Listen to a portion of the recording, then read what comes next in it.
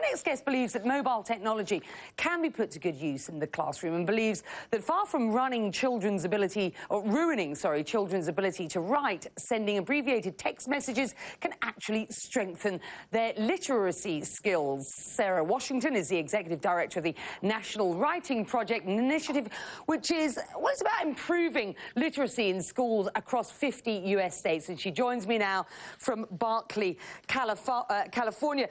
My mum would be with you, and she's taught English as a second language all her life, and she would say, as long as kids are communicating, let them do it.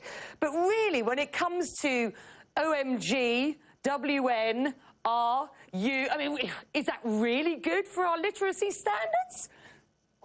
I would say that having students text or young people text is actually really good because it's asking them to communicate in a written format. I recognize that it's very casual and informal, but I think that we see young people today talking, and certainly in casual language, that they wouldn't necessarily talk to their teachers or their parents or their grandparents. And now they're actually taking that sort of verbal casual language and putting it into their writing. But they certainly understand the difference between doing it casually with their friends versus doing it in an academic or a school setting or workplace. And that's what's important, isn't it? Because, you know, I was expecting Deborah Farrick's report to effectively say that cell phones are a distraction during lessons, that they should be banned in use during classroom time, and that they are no good so far as the kids are concerned. I can tell you, my 18-year-old nephew, I think probably texts as many as 150 or 200 texts a day. There's nothing wrong with his literacy standards. So are you advocating the use of mobile technology more in the classroom or less?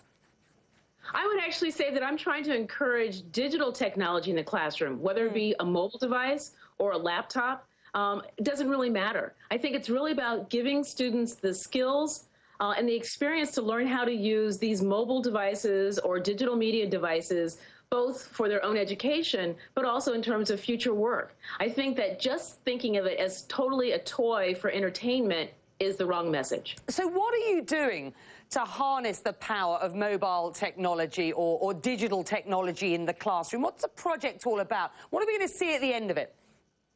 Well, one of the things that we've begun to see already is that young people's writing achievement scores are actually increasing because of the ways that the teachers in the National Writing Project are really engaging with how do we look at digital media today and how it is used today in ways that are very effective and necessary in today's workplace, and certainly in terms of school.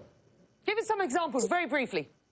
So very briefly, we've got a book that's coming out in November called Because Digital Writing Matters, which actually looks at the ways that some teachers and classrooms are using things like digital tools. So one way is looking at podcasting. And we're seeing that students, fourth grade students in Philadelphia, who primarily in this particular classroom are English language learners, are using podcasting, whether it be with their telephones or with the internet, or recorders, and then posting them. And they are learning how to sort of write the text for their science projects in terms of really being able to distill what do they want to say. And because it's technology, they're excited about it. They're really engaged. Fabulous. And so the students want to do it.